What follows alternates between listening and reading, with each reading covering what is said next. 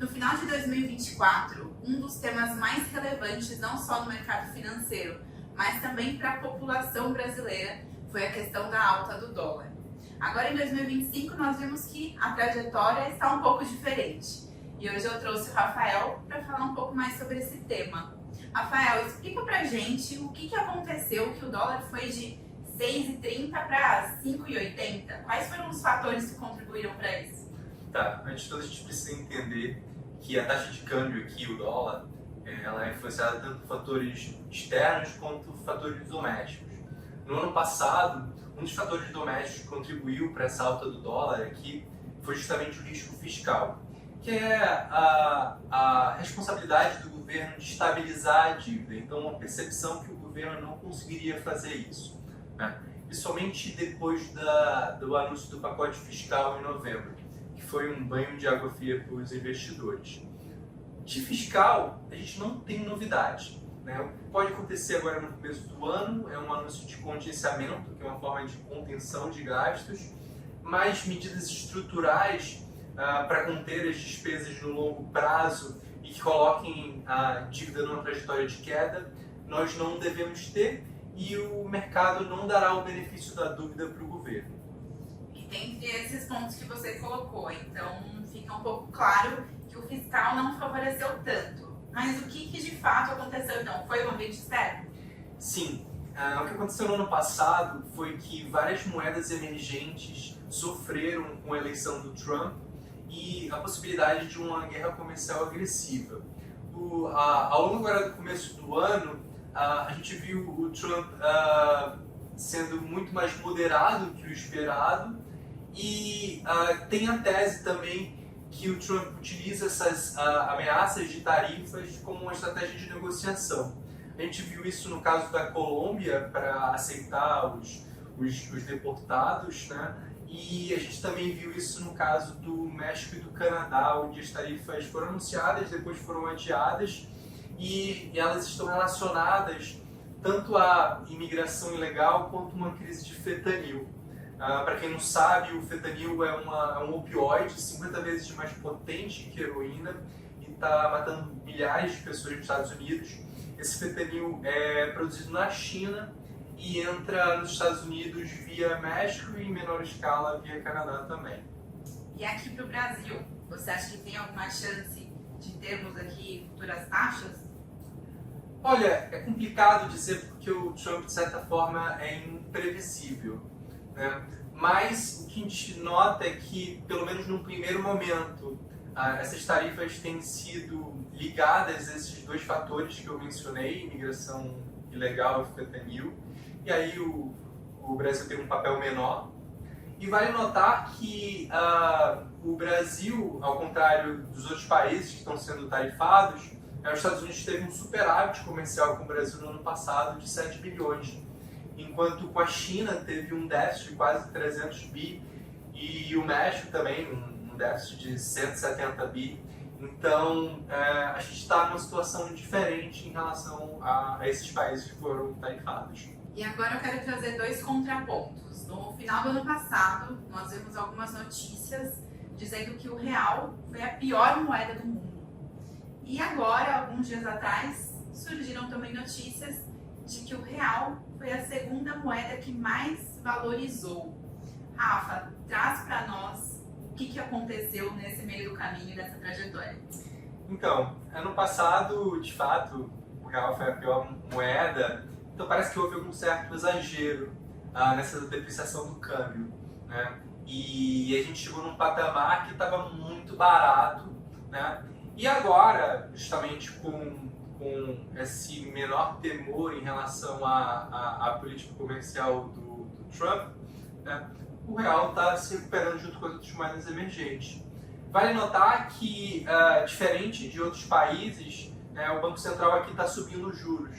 Isso ajuda a nossa taxa de câmbio, né, o real, justamente por causa do diferencial de juros em relação aos Estados Unidos. Além disso, nossos termos de troca, que são a razão entre o preço das nossas exportações e importações, tem melhorado ao longo do começo do ano. Isso ajuda também a nossa moeda. E como eu disse, o Brasil não é um alvo óbvio do Trump, por não estar envolvido nos dois temas que são discutidos inicialmente, né? Fentanil e imigração ilegal, além do fato que a gente tem, os Estados Unidos têm um superávit comercial com o Brasil. E Rafa, todas as discussões que já foram antecipadas quanto às eleições de 2026, você acha que esse tema já vem impactando aqui a questão do dólar? Olha, eu acho que muito pouco. A minha expectativa é que esse tema eleições só comece a fazer preço mais para o final do ano. Mas a gente pode destacar que teve alguns eventos interessantes ao longo de janeiro, né? Parece que o presidente Lula está tentando antecipar esse debate, né, esse tema de eleições. A gente teve em janeiro a crise do Pix, né, que foi com o vídeo do deputado Nicolas Ferreira, que viralizou, né, e de certa forma isso parece ter afetado a aprovação do governo. A gente viu uma forte queda na aprovação do governo. Vai notar que essa queda da aprovação entre o primeiro e o terceiro ano só não foi mais forte que no primeiro governo Lula, né, olhando os últimos mandatos presidenciais, né, só não foi mais forte que o primeiro governo Lula quando teve a crise do mensalão. E naquela época ele ainda acabou com uma aprovação líquida positiva. E agora a aprovação líquida está negativa, né? Ou seja, tem mais gente desaprovando o governo que aprovando. E isso com a taxa de desemprego num patamar mínimo histórico.